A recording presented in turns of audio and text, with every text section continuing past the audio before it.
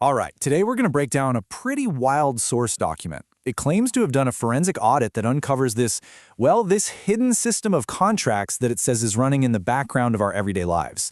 It's a really complex theory, so let's dive right in and see what it's all about. So, the whole thing kicks off with this really startling question. The source material we're looking at basically claims that everyday documents, your driver's license, even your birth certificate, aren't what you think they are. It says they're actually keys to a hidden trust account. It's a pretty huge claim, so let's see how they try to back it up. Okay, so the foundation of this entire argument is a concept the source has named the UCC contract trust. Let's pull that apart and figure out what they mean by that. So, according to this document, when you sign up for, say, your utilities or you get a state-issued ID, you're doing a lot more than just getting a service. The source alleges that you are, without even knowing it, creating a formal commercial trust, and that it's all happening under the rules of the Uniform Commercial Code, or the UCC. And this is where it starts to get really interesting. The source defines the roles in this relationship in a very, very specific way. As you see here, you, the individual, are cast as the beneficiary of the trust. They call you the owner.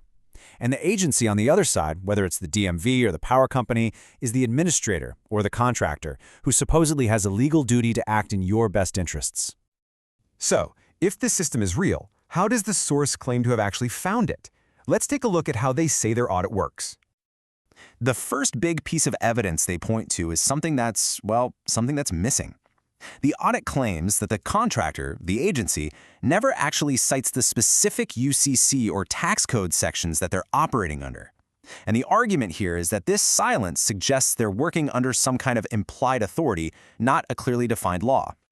Now, this next bit gets into the financial mechanics that the source claims are really going on behind the scenes. The theory is that when this trust is created, two different bonds get issued.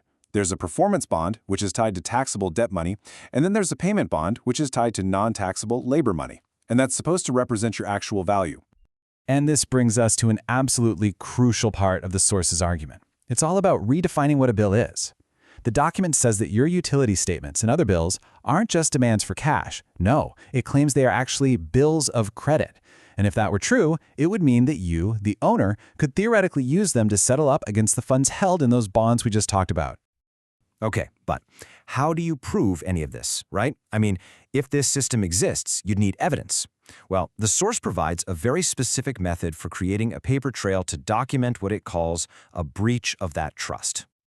The document lays out this whole 5-stage life cycle. It all starts with enrollment. That's the moment they say the trust is created. Then comes bonding, followed by the transaction, which is when the bills get issued. But then, the source claims, there's a concealment phase with hidden charges, and that all leads to the final step, the audit, where the supposed fraud is finally brought to light. And to document every single one of those stages, the source provides these 6 template forms. It calls them stencils. And they're designed for one purpose: to build a body of evidence, step by step, from creating the trust agreement all the way to issuing a final notice of breach against the contractor. So you build this whole paper trail for what? Well, according to the source, it's all building up to one thing, something called the Master Motion Template, which is basically a proposed legal framework to challenge this whole system. Now, the entire legal strategy that's laid out here, it hinges on this one powerful concept: agreement by acquiescence. The idea is simple. If you present the contractor with your documented facts and claims, and they fail to respond or correct you, their silence is taken as agreement. In this view, silence means yes.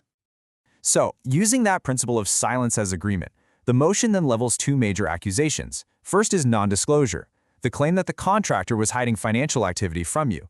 And the second is embezzlement, the accusation that they were taking the value from that labor money bond and converting it for private gain, specifically for what the source calls the bar association.